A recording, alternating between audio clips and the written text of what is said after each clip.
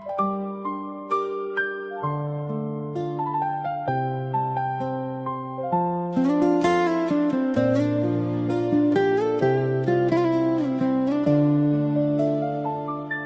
ល់បករំភើបឆ្លងកាត់ទឹកដី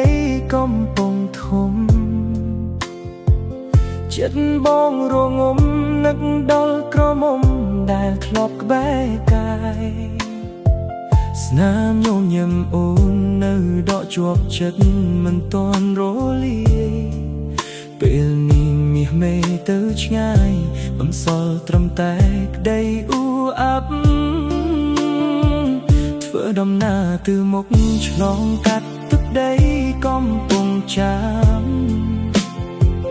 បេះដូងរបួសឈាមព្រោះតែស្នេហា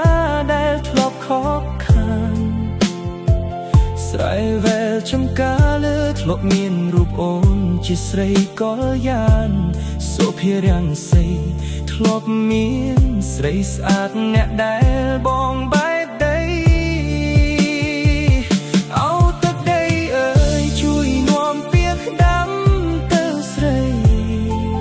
ព្រមម្នាក់នាងនៅភក្តីទោះបីមាសមេមានថ្មីក្រមុំស្អាតស្អាតពីស្ពេញដីតែចិត្តបងនៅតែព្រួយព្រោះតែស្នេហាដំបូងមិនអាចបំភ្លេចបានឡើយ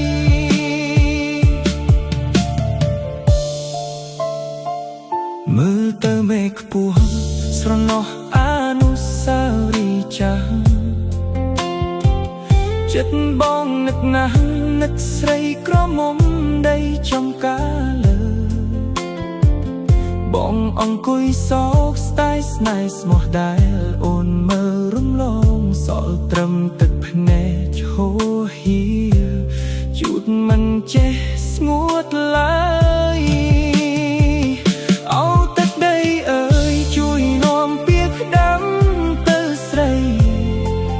ព្រមម្នាក់នាងនៅភក្តី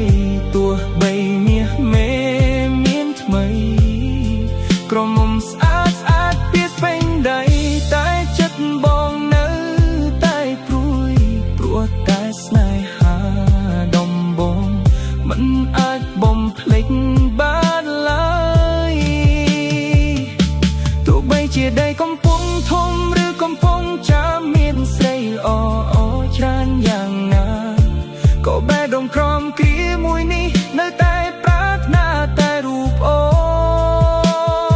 នលាហើយស្នេហានៅសូភារាំងសីបងសូមជូនពរស្រីឲ្យជួបតែសេចក្តីសុខ